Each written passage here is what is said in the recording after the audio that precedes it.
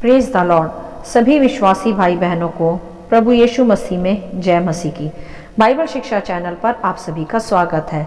हमारे इस चैनल को देखने के लिए आप चैनल को सब्सक्राइब करें और बेल आइकन के ऑल बटन को ज़रूर दबाएं, तभी आपको हमारी आने वाली हर वीडियो का नोटिफिकेशन मिलता रहेगा।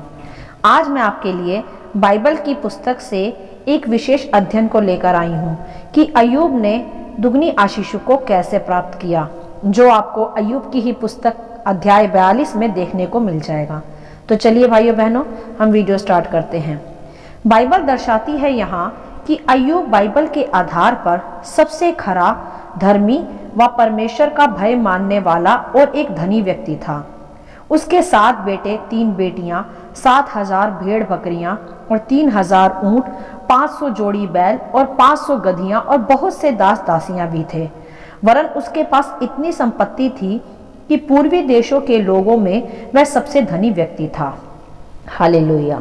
इस तरह हम बाइबल के इतिहास में देख सकते हैं अय्यूब का एक खरा, धर्मी और धनी व्यक्ति होने का दर्शन।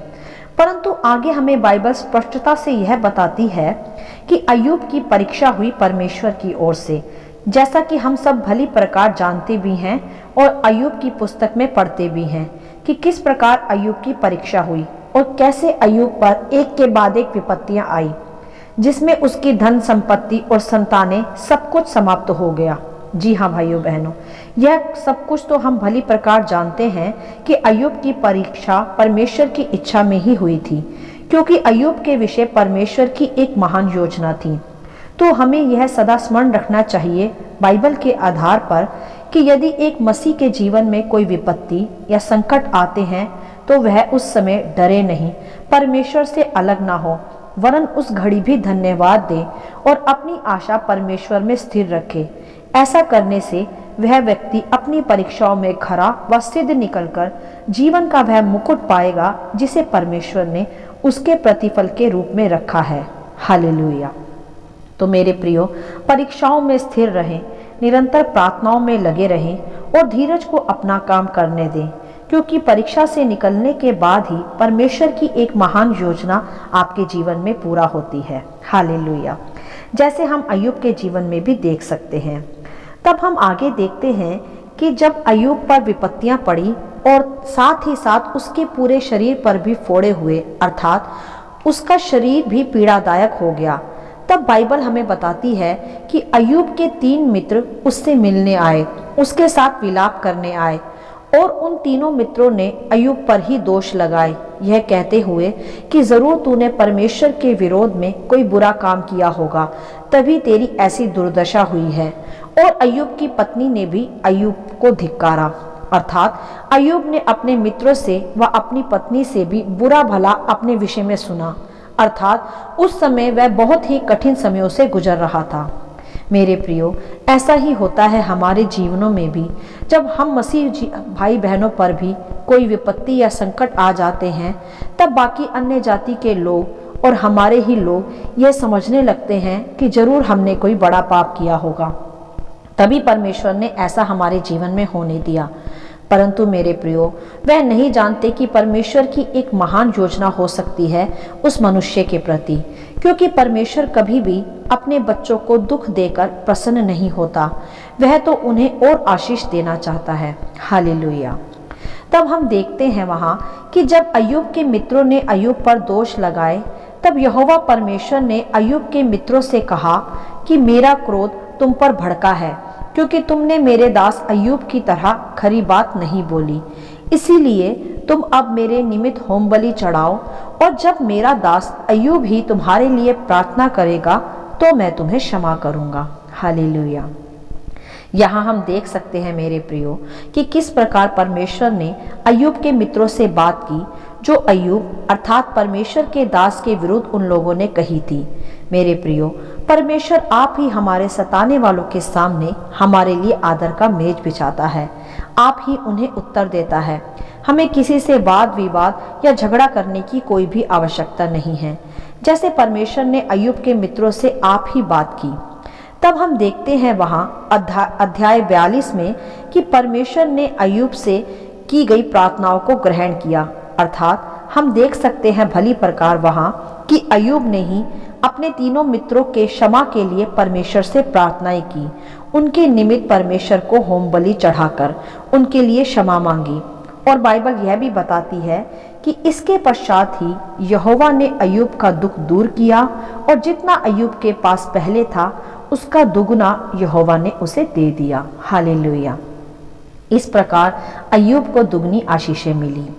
मेरे प्रियो, अब थोड़ा संक्षिप्त में इसके अभिप्राय को हम यहाँ समझ लेते हैं।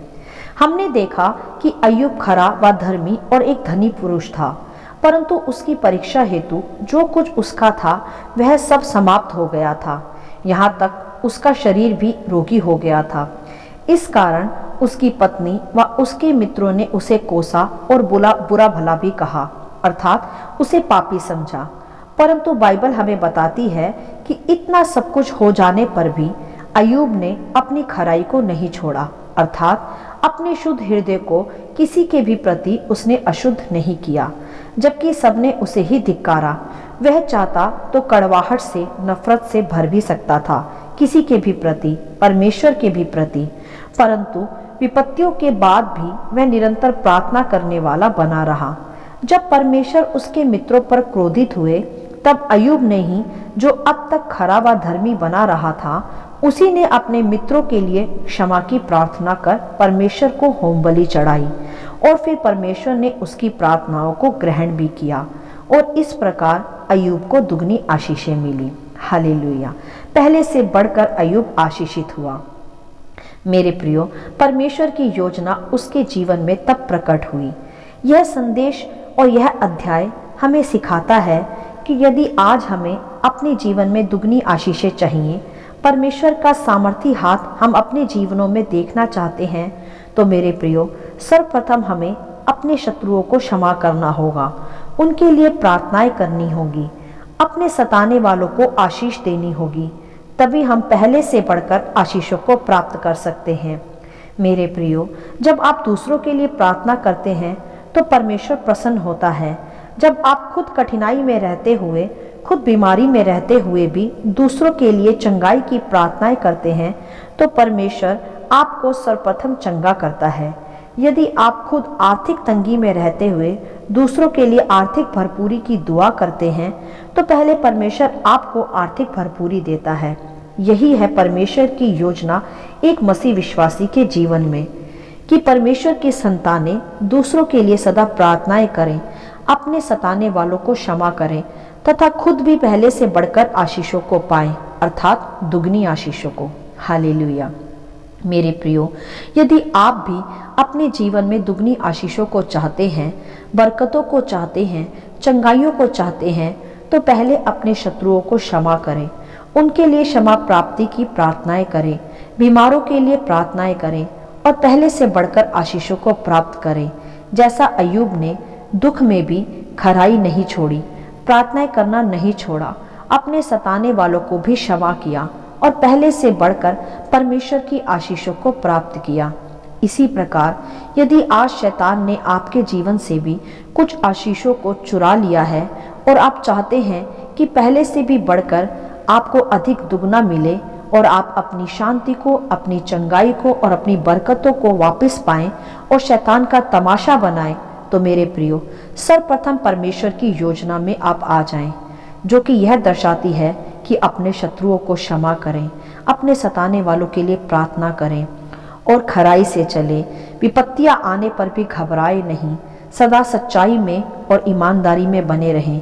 यदि कोई आपको बुरा भला कहे या आपको धिक्कारे, तो अपने हृदय में कड़वाहट और नफरत को उत्पन्न ना होने दें, उन्हें क्षमा करें और परमेश्वर की महान योजनाओं में सदा सहभागी बने रहें। और स्मरण रखें अय्यूब की इस पुस्तक से कि कोई भी परीक्षा हमारी हानि के लिए नहीं होती, क्योंकि परमेश्वर ने आप ही कहा है कि सहने से परे मैं तुम पर परीक्षा नहीं आने दूंगा और उसमें से निकलने का मार्ग भी मैं ही बताऊंगा। तो मेरे प्रियो, किसी भी परीक्षा में डरे नहीं, अपने शत्रुओं के लिए अपने हृदय में कड़वाहट को उत्पन्न ना होने दें और सदा दूसरों के लिए प्रार्थनाएं करें। जब आप दूसरों के लिए आशीष का कारण बनेंगे, तो मेरे प्रियो, निश्चय ही आप अपने जीवन में दुगनी आशीषों को बढ़कर प्राप्त करेंगे और अनंत काल के जीवन में भी परमेश्वर की योजनाओं में भी बलपूर्वक प्रवेश करेंगे और एक सिद्ध व मसीह जीवन का उदाहरण बनकर इस पृथ्वी पर सदा चमकते रहेंगे, बिल्कुल अय्यूब की ही तरह। हालेलुया। आशा करती हूँ इन अध्यायों का संक्षिप्त विवरण आप सभी को समझ में आया होगा। परमेश्वर आपको अपनी आत्मा की भरपूरी से सदा भरता रहे। यदि आप चाहते हैं कि दूसरे भी इसे सुनकर आशीष पाएं, तो आप दूसरों के साथ भी इसे शेयर कर सकते हैं, क्योंकि हमारे प्रभु यीशु मसीह की यही इच्छा है। आमीन and God bless you all.